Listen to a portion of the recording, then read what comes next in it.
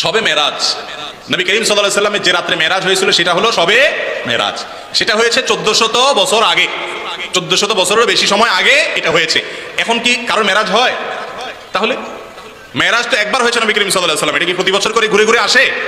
মেরাজ কোন তারিখে হয়েছে এই বিষয়ে নবী করিম সাল্লাল্লাহু আলাইহি ওয়াসাল্লামের কোন হাদিস থেকে পরিষ্কারভাবে, স্পষ্টভাবে, বিশুদ্ধ কোনো বর্ণনা দ্বারা কোনোভাবে প্রমাণিত না। কোন তারিখে হয়েছে এই বিষয়ে নবী করিম সাল্লাল্লাহু আলাইহি ওয়াসাল্লামের কোন হাদিস থেকে পরিষ্কারভাবে, স্পষ্টভাবে, বিশুদ্ধ কোনো বর্ণনা দ্বারা কোনোভাবে প্রমাণিত না। আমরা যারা 27 তারিখকে, রজবের 27 তারিখে শবে মেরাজ উদযাপন করি, আমাদের এই উদযাপনের কোনো ভিত্তি নাই, আমার কথা না, ইবনে হাজার আসকালানী মনোনীত না। আমরা যারা 27 তারিখকে, রজবের 27 তারিখে শবে মেরাজ উদযাপন করি, আমাদের এই উদযাপনের কোনো ভিত্তি নাই, আমার কথা না। রুয়ে জমিনের মধ্যে আমার নবী একমাত্র সত্তা যিনি আল্লাহকে দেখে সাক্ষী দিয়েছেন। সুবহানাল্লাহ। সমস্ত আম্বিয়া ইকরামের সাক্ষীও আমার নবীর সাক্ষীর উপর। সেই কারণে কিয়ামতের ময়দানে সকল নবী সাক্ষী দেবেন, কারো সাক্ষী আল্লাহর দরবারে গ্রহণযোগ্য হবে না যতক্ষণ পর্যন্ত আমার নবীর সাক্ষীর সিলমোহর না লাগে। ওয়াজিনা বিকা আলা হাউলায়ে শাহিদা, সবাই শহীদ, কিন্তু সবার শহীদ নিয়াবাতান, আসালাতান শহীদ আমার নবী। সেই কারণে কিয়ামতের ময়দানে আমার নবীর সাক্ষীর সিল লাগলে সবার শাহাদাত আল্লাহর দরবারে গ্রহণযোগ্য হবে। এই যে আমরা সাক্ষী দিচ্ছি না, আশহাদু আল্লা ইলাহা ইল্লাল্লাহ, আমি সাক্ষ্য দিচ্ছি আল্লাহ এক। আপনি দেখছেন কেউ দেখছেন? না, না দেখে তো সাক্ষ্য দেওয়া যায় না। তাহলে সাক্ষী কিভাবে দিলেন? আমাদের এইটিস্ট ভাইয়েরা আমাদের ছেলেদেরকে ডিস্টার্ব করে কথাগুলো বলে বলে যে আপনি বলতেছেন না, আই বেয়ার উইটনেস, আমি সাক্ষ্য দিচ্ছি that there is no God or no worth of worship apart from Allah Almighty, আল্লাহ ছাড়া ইবাদত উপাস্য কেউ নাই। তো আপনি যে সাক্ষ্য দিলেন, আপনি কি চোখে দেখছেন? কেউ দেখি নাই, তো না দেখলে সাক্ষী কেমনে দিলেন? তো এখন আমার ছেলেরা আটকে যায়। তো আমরা কি করি? আমরা সাক্ষীকে দুই ভাগ করি। পৃথিবীর সব জায়গায় এরকম, সাক্ষী দুই ভাগ। এক ভাগ হচ্ছে মৌলিক সাক্ষী, এটাকে আমরা বলি আসওয়ালাতান, আর একটা নিয়াবাতান। তো আমাদের এখানে মূল সাক্ষী হচ্ছে আমার নবী, আমরা সবাই নিয়াবাতান। মূল সাক্ষী আমার নবী কেন?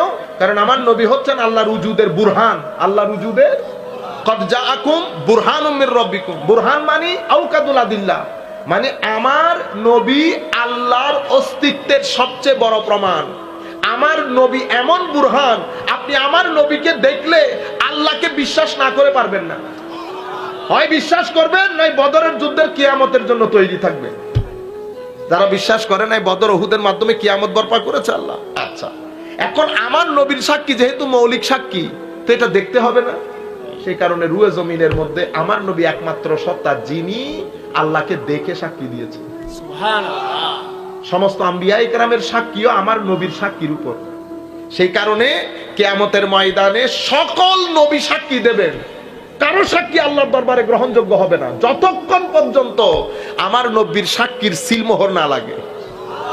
ওয়াজিনা বিকা আলা হাউলায়ে শাহিদা, সবাই শহীদ, কিন্তু সবার শহীদ নিয়াবাতান, আসালাতান শহীদ আমার নবী। সেই কারণে কিয়ামতের ময়দানে আমার নবীর সাক্ষীর সিল লাগলে সবার শাহাদাত আল্লাহর দরবারে গ্রহণযোগ্য হবে। সেই ঘটনাটা করেছে এই সুবহান দিয়ে মেরাজের রাত্রি। আব্দুল্লাহ ইবনে আব্বাস রাদিয়াল্লাহু তাআলা আনহু থেকে একটা বর্ণিত হাদিস আছে, যেটা ইমাম দারমি বর্ণনা করেছেন। আমার নবী হযরত আব্দুল্লাহ ইবনে আব্বাস বলছেন, ইন্নাল্লাহ ফাদ্দালা মুহাম্মাদান আলাল আম্বিয়া ওয়া আলা আহলিস সামা।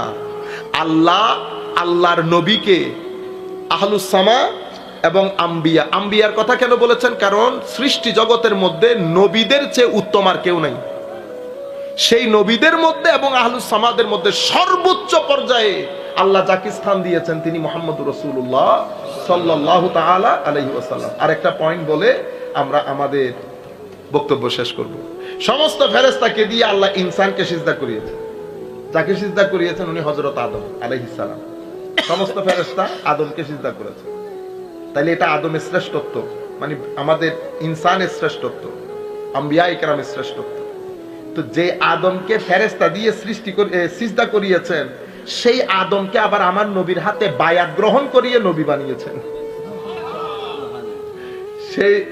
সেদিন যদি ওয়াইজ আখাযনা মিসাকান নবিয়্যিন, ওই মিসাকের মধ্যে যদি কোন নবী নিজের নাম উইথড্র করে নিতেন তো কারো নবুয়ত নসিব হইতো না।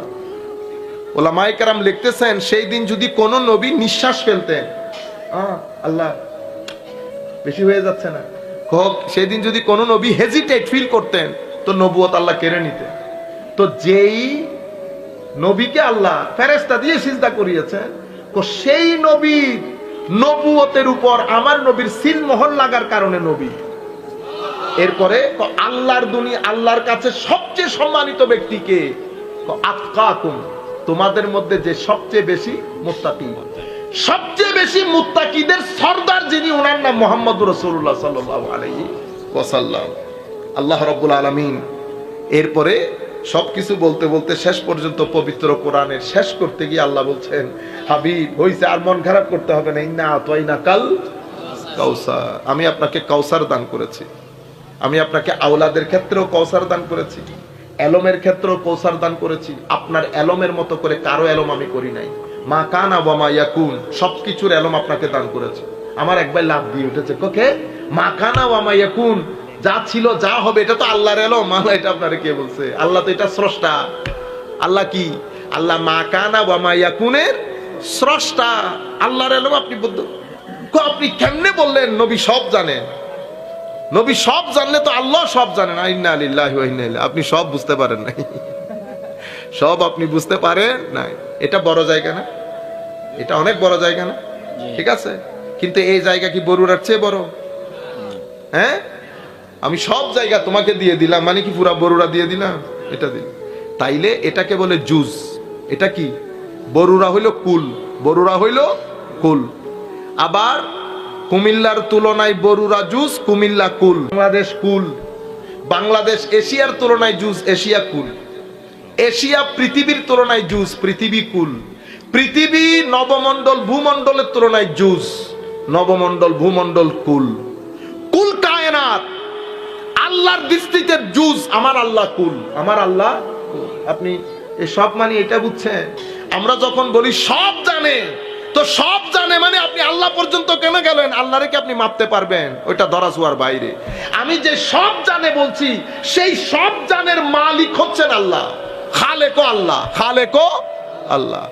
আপনারা বুঝতে পেরেছেন তো? আমার আল্লাহ, আমার আল্লাহর নবীর ক্ষেত্র, এলমের ক্ষেত্র কৌসার করেছেন, কোরআনের ক্ষেত্র কৌসার করেছেন।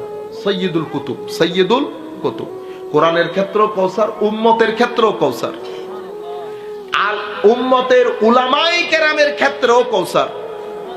আগের যুগের নবীরা যা করতেন, আমার নবীর উম্মতের উলামায়ে কেরামও তাই করতেছেন।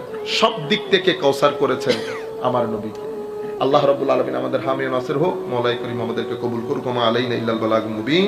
আসসালামু আলাইকুম ওয়া রাহমাতুল্লাহি তাআলা।